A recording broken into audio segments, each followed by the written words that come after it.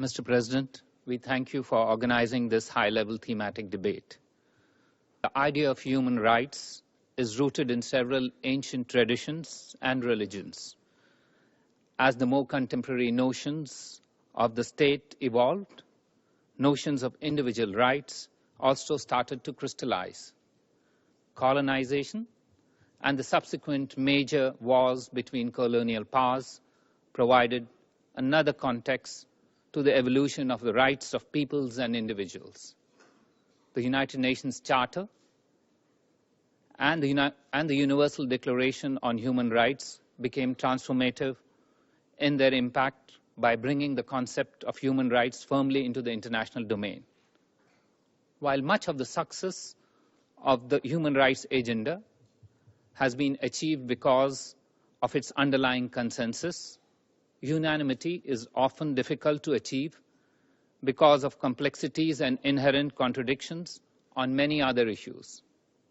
For instance, between individual rights and common good, the role of state sovereignty, the relative merits of pursuing civil versus political versus more expansive rights, the highly divergent contexts and immediate concerns of the UN member states, whose number itself has multiplied 4 times in the last 7 decades, emphasis on thematic versus country-specific efforts, and the politicization and select targeting of countries. Mr. President, the human rights agenda appears to again turn increasingly contentious. A more constructive and non-confrontational approach that is sensitive to the genuine concerns and capacity constraints of countries is needed to assist them to improve their implementation of human rights agenda among their citizens. An aggressive naming and shaming exercise has its limits. It is often counterproductive and tends to divide member states into opposing camps. The primacy of national efforts in the realization of human rights, along with due consideration for the values and other specific contexts of individual countries, must guide our efforts. Sustained efforts are needed to overcome inherent ambiguities in governance and administrative arrangements of the Office of High Commissioner for Human Rights, including in funding, geographical representation, and strategic planning. These are hindering its optimal performance. The special procedures mandate holders are an important mechanism. However, their proliferation and duplication of mandates is not very helpful. The independent and impartial nature of the special procedures must be maintained to avoid any perception of bias. Transparency about their funding would lay to rest these apprehensions. It may be advisable that the conclusions and recommendations of the special procedures be first shared with the country concerned before being made available publicly. Mr. President, the challenges of poverty eradication, armed conflict, terrorism, democracy deficit, and impunity continue to deprive millions of people from full enjoyment of their human rights.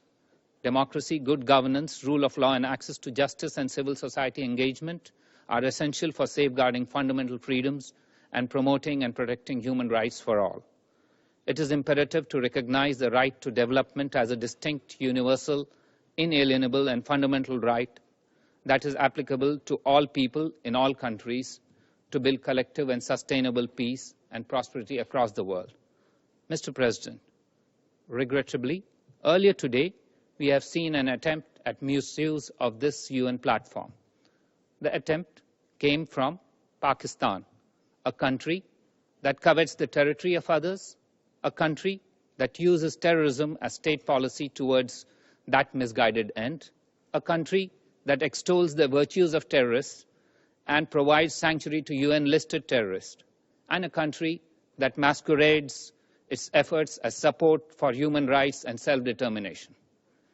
Pakistan is the same country whose track record has failed to convince the international community to gain membership at the Human Rights Council in this very session of the United Nations General Assembly. The international community has long seen through such designs. Cynical attempts like the one this morning therefore, find no resonance in this forum or elsewhere in the United Nations. As a diverse, pluralistic and tolerant society, India's commitment to the rule of law, democracy and human rights is enshrined in its founding principles, and we remain strongly committed to the promotion and protection of all human rights for all through pursuit of dialogue and cooperation. I thank you, Mr. President. I thank